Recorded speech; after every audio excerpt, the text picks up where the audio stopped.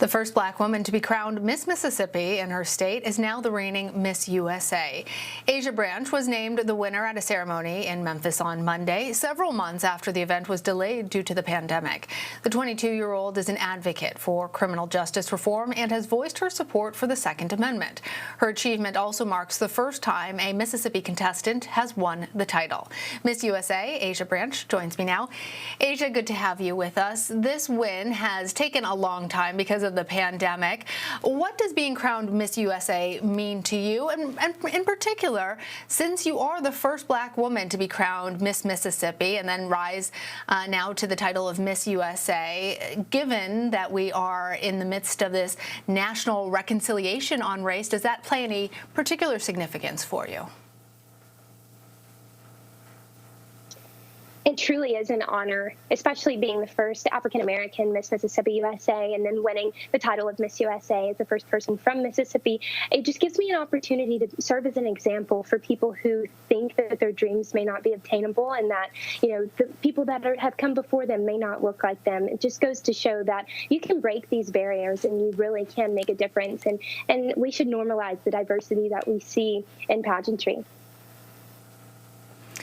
Well, you have been an advocate for criminal justice reform for many years, and this is the part of your story that I think is particularly interesting, and I think our viewers will as well. Your father was incarcerated when you were just 10 years old. Talk to us about this personal experience that you had and why that led you to seek change on this issue.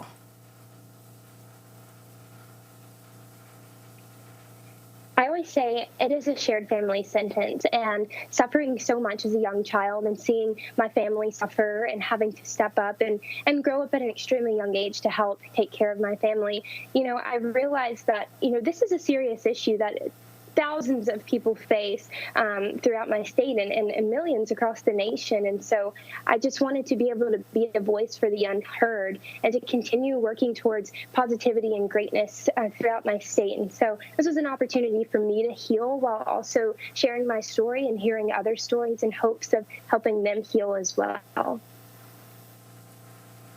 Well, talking about Miss USA and criminal justice reform leads very easily then into the next topic of our conversation. In 2018, you met with President Trump to discuss criminal justice reform. Talk to us a little bit about what came out of that meeting, and do you feel satisfied with the progress that the Trump administration did make on criminal justice reform?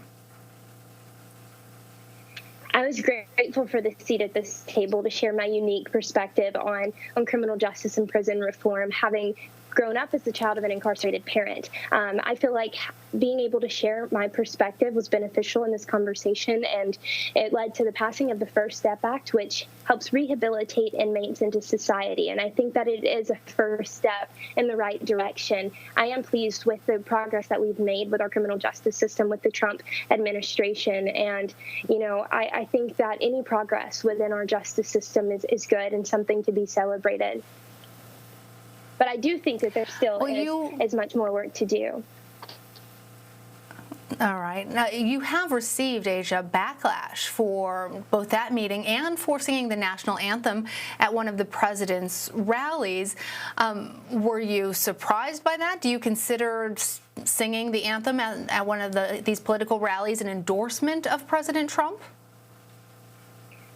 I wouldn't consider it an endorsement. What people fail to realize is that I was under a contractual obligation as Miss Mississippi 2018 to attend all appearances that I was booked for, and those happen to be appearances. And so regardless of political affiliation, I have my duty to represent the state of Mississippi and to represent all people. So all the appearances that I do are not necessarily a reflection of my personal beliefs, but things that people want me to be a part of. And so I never voice my personal political beliefs, but people have made their assumptions and they're entitled to their opinions. But, I expected the backlash and it's fine, but I just hope that people will stop making the assumption that I do support President Trump, because I've never stated whether I do or not. Well, it certainly is the case that anybody in the public eye, people will read into anything that they say. But it did seem that you have made some political positions clear on certain things. And in this instance, I'm going to start talking about guns. You said instead of passing any restrictions on firearms, that there should be instead more firearms safety education. Data from the CDC and the nonprofit Everytown for Gun Safety shows that Black people are disproportionately affected by gun violence and gun homicides. As a woman of color, how do you navigate this issue? Do you think that firearm safety education is really the answer?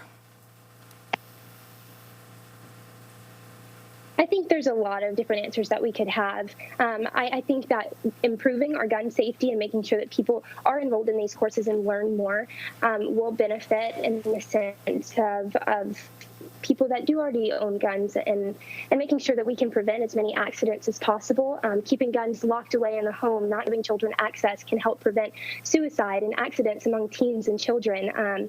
I think that, any ban is, look at prohibition. It doesn't work. People will find a way to get what they want. And so I think that there's many things that can be done, but I would start with safety for sure.